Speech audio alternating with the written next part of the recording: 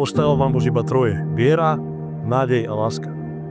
Z tých troch slov je najdôležitejšia a najväčšia láska. Láska je najdôležitejšie puto v živote človeka. Každý človek túži po láske. Chce milovať a byť milovaný.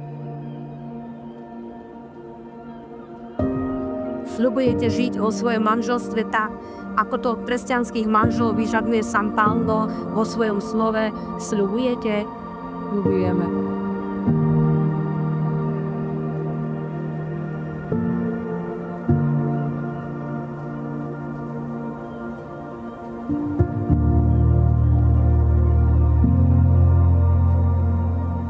Čo Boh spojil, človek nerozlučuje.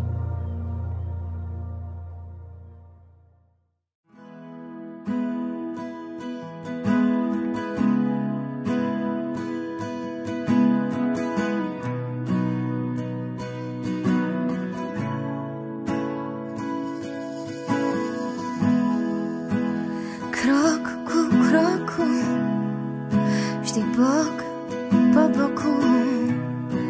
Stále budem tu, aj keď stratíš vieru. Sľúbili sme si, že od dnes navždy, v dobrom aj v zlom, v šťastí, v nešťastí. Snívať toľkokrát, veď mať druhého rád je to najkrajšie, čo sa môže stať. Až na koniec sveta prídem, ak sa dá. Odteraz už stále len ty a ja. Keď už príde zo pár vrások a pár šedých vlasov, viem, že pre mňa ostaneš taký ako v tento deň. Lebo v zdraví, v chorobe, aj v kráse a v starobe, v tomto živote patríme k sebe. A preto snívaj toľkokrát, veď mať druhého rád je to najkrajšie, čo sa môže stať. Až na koniec sveta prídem, ak sa dá. Kvôli tebe stále len ty a ja.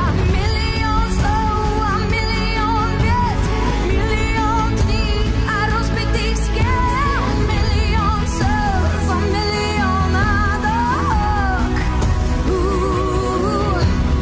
Milión odchodov a miliarda návratov, milión návykov a milión feedikov. Žiť s tebou je veda, no bez teba sa nedá. Preto stále musíme snívať toľkokrát, veď mať druhého rád je to najkrajšie, čo sa môže stať.